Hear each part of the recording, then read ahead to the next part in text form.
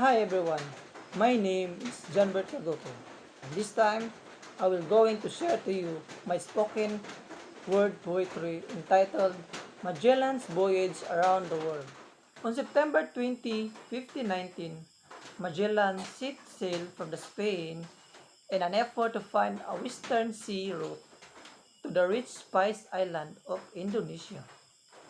In command of 5 ships and 270 men, Magellan sailed to the West Africa and then to Brazil, where he searched the South America coast for a strait that would take him to the Pacific. He searched the Rio de la Plata, a large estuary south of Brazil, for a way through. Failing, he continued south along the coast of Patagonia.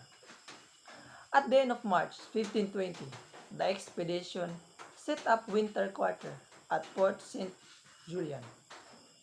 On Easter Day at midnight, the Spanish captain mutinied against their Portuguese captain, but Magellan crushed the revolt, executing one of the captains and leaving another ashore when his ship left St. Julian in August. On October 21, he finally discovered the strait he had been seeking. The Strait of Magellan, as it became known, is located near the tip of South America, separating Tierra del Fuego and the continental mainland. Only 3 ships entered the passage. One had been wrecked and another deserted.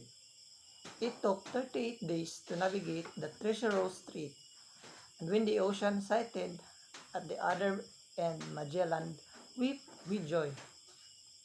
He was the first European explorer to reach the Pacific Ocean from the Atlantic.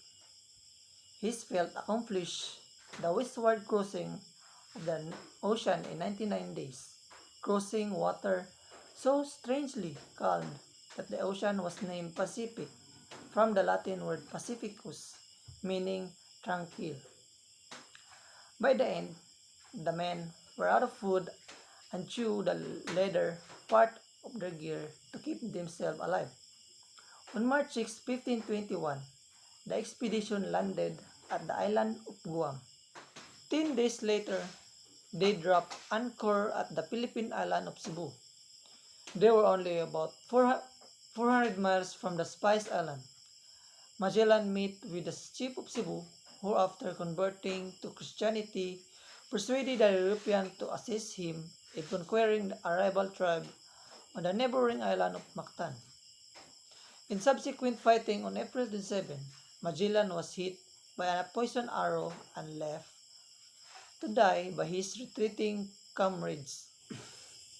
After Magellan's death, the survivors in 2 ships sailed on the Moluccas din eh. After the Magellan's death, the survivors in 2 ships sailed on the Moluccas and loaded the hull with spice. One ship attempted unsuccessfully to return across the Pacific. The other ship, the Victoria, continued west under the command of Juan Sebastian de Elcano. The vessel sailed across the Indian Ocean, rounded the Cape of Good Hope, and arrived at the Spanish port of Sanlúcar de Barrameda on September 6, 1522, becoming the first ship to circumnavigate the globe. The Victoria then sailed up the Guadalquivir River, reaching the Seville a few days later. That's all for my spoken word poetry.